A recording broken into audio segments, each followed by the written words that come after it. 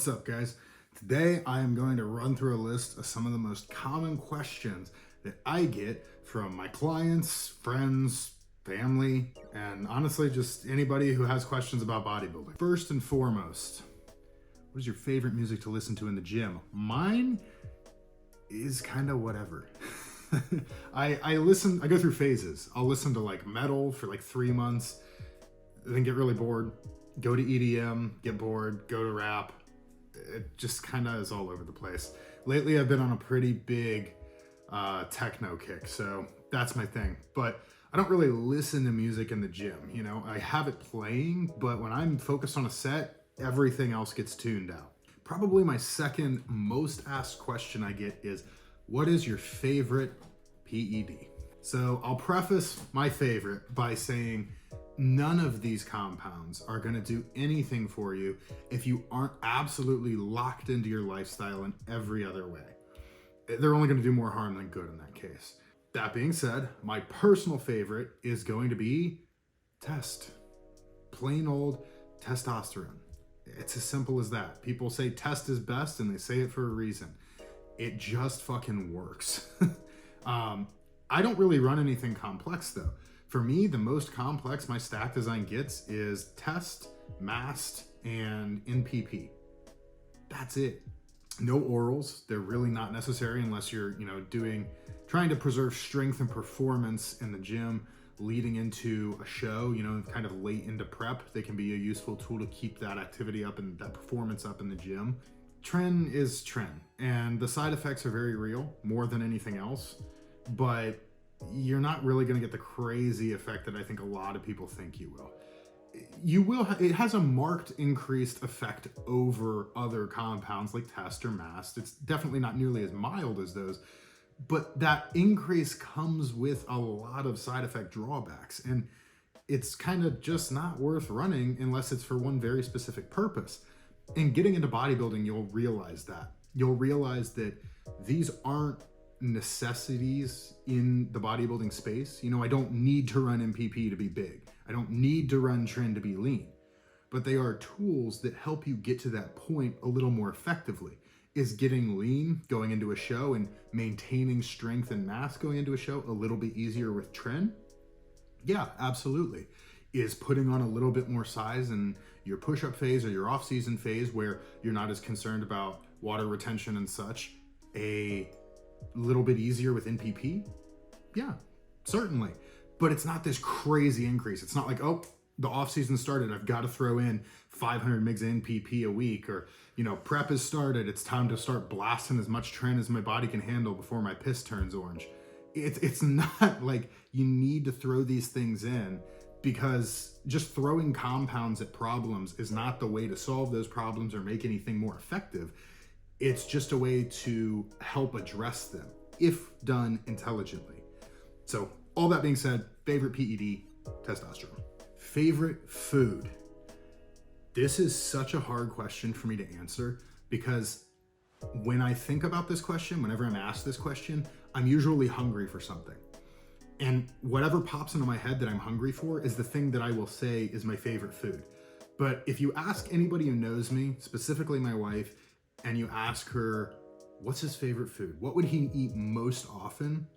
It's gonna come down to either steak or a burger.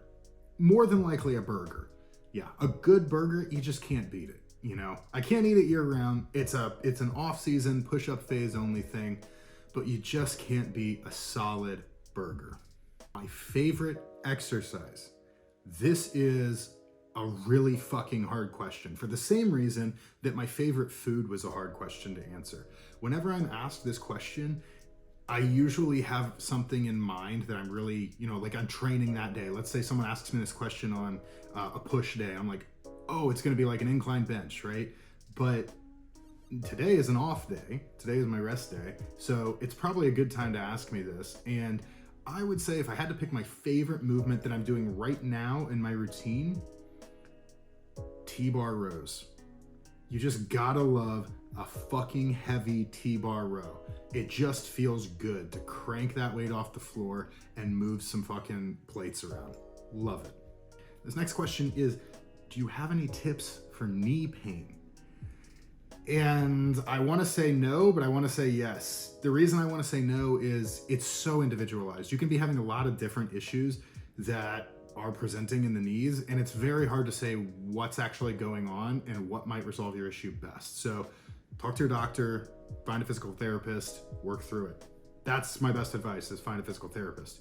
If you're intent on solving things yourself, you don't want to go do that, then for me, what worked to kind of fix my knees is reducing foods that cause systemic inflammation.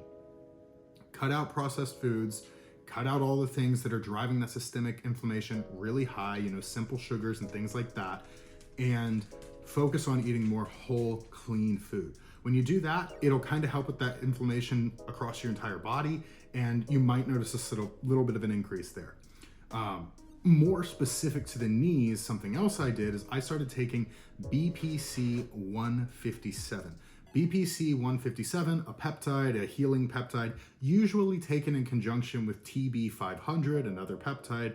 I personally get enough result out of just BPC alone, so I don't bother with the TB 500. But that kind of helped. I took that for about 2 months to really get my knees from a point where I could barely go up and down, the stairs to get to my apartment without wincing pain, to a point where now, I'm back to full functionality. But alongside the BPC, we also pulled out the processed foods a little bit, and we started to really focus on the speed at which I was doing my leg-based or my quad-based pressing movements, right? So instead of just moving weight really fast and moving heavier weight, I started to focus on how I was moving the weight. So for me, like a hack squat always caused me a lot of knee pain, but I adjusted my foot positioning a little bit. I played with things and I dropped the weight a lot. And then I started to kind of slowly descend into that hack squat. So I do like a 3-second descent into the bottom and then come back up. And I don't put a lot of momentum on either end of the movement, because it's that momentum, the hard stops and hard launches back up, that really put a lot of stress on my knees. So if you're doing something like that, try playing with that a little bit, cutting that out, slowing your movement down, and that might help. But overall, my best advice, find a good PT. Next question, best time to do cardio.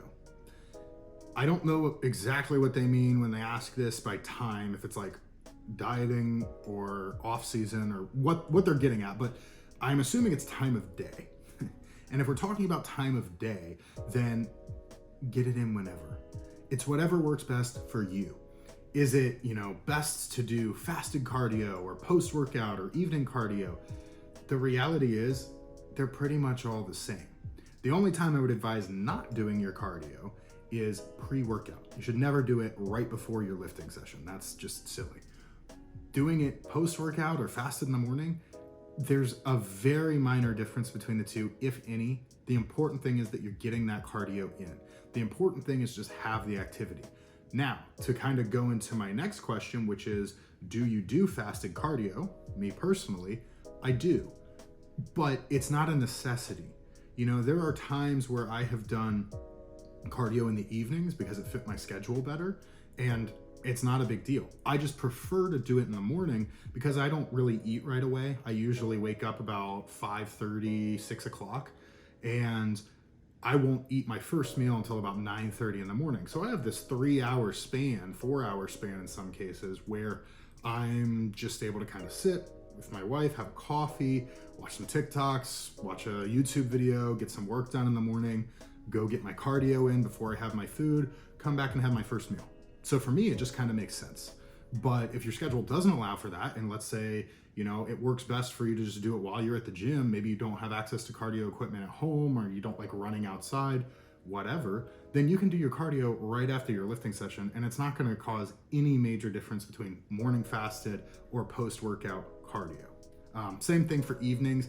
I personally don't like doing cardio in the evenings just because I have all my food in me for the day. I feel kind of sluggish. I'm just kind of like, it's the end of the day. You're kind of a little tired and fatigued, and it's like, oh fuck, I still have to go do cardio. But getting it out of the way in the morning, I look forward to waking up and doing my cardio. It just becomes part of the morning routine.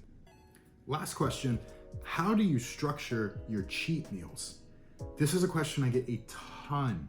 And I do use the word cheat meals sometimes just because it's kind of ingrained into my way of thinking. but cheat meals is kind of a term that I don't really like. It implies that you're just going out and kind of recklessly hoovering up any food in front of you because you're just starving, you earned it through the week, and you can have this big cheat meal. Sometimes that's okay, but really rarely. I prefer to call it an untracked meal, or an off-plan meal is probably even more appropriate, because the way I structure my meals can be split into either the off-season phase, the push-up phase, or my diet/prep phase. When I'm in a diet phase, a prep phase, I do 5 meals per day, and I do one off-plan meal per week up until I'm 10 weeks out from a show, and then those stop. But prior to that, so for the first 6 to 8 weeks of a contest prep, I will do, I'll keep my off-plan meal in place once per week. So that off-plan meal in a diet phase, I take my last 2 meals of my day. Again, I have 5 meals per day, so I take the last 2 of those and I just don't eat them. And instead, I calculate the total combined calories for those meals and the total combined protein for those meals. And I will make sure that whatever meal I go to get at a restaurant or order in, whatever, or just if I make a off-plan meal at home, I'll make sure that I hit the total calories and don't go over, and I'll make sure I hit the total protein. The carbs and the fat, I don't really care about as much. If, my normal meal was, let's say, 100 grams of carbs, 100 grams of fat, 100 grams of protein, then I'll make sure I hit 100 grams of protein and whatever the total calories are. But then if I have 50 grams of fat and 150 grams of carbs, it doesn't really matter. That's not my focus. My focus is making sure I stay within the calorie limit and I'm hitting the protein goal. Now, in a push-up phase or an off-season phase, I'll do things a little differently. Instead of taking the last 2 meals out of my day, I'll just take the last 1 meal out. I'll make sure I hit the calories and the protein, and I'll just kind of have more of a splurge. Whereas in the diet, I'm not going over on the calories. I might go 300-400 calories over on what that total for that meal is in a push-up or off-season phase, and I don't really care about the carbs and the fats, but I do care about the protein. And again, I keep an eye on the calories, but in a push-up phase, it's not as important. Now, what I would recommend for most people, if you don't like the structure for off-plan meals that I use, or you just don't really have anything else in mind, don't go and just binge eat. We've all heard that one bad day of eating can offset an entire week's progress, and unfortunately, it's true. You can't just go and eat whatever you want one day a week because you were perfect the rest of the time. It's not how it works. You have to be better when it comes to your off-plan or unplanned meals. So what I would recommend for someone who doesn't really know where to start with that is making sure that your meals stay within a certain range when it's an off-plan meal. Let's say you do take out your last meal of the day. Instead of having chicken and rice, you go out for burger and fries with friends. Let's say your chicken and rice would typically be 600 calories. Give yourself some leeway. Let's say 1,000 calories tops. It's a big expenditure over that 600, but if you're having an off-plan meal, that's okay if it's just once per week. So set yourself a limit, even if it's a little bit of a higher limit, and let yourself work within that framework. It's usually the best way to structure it.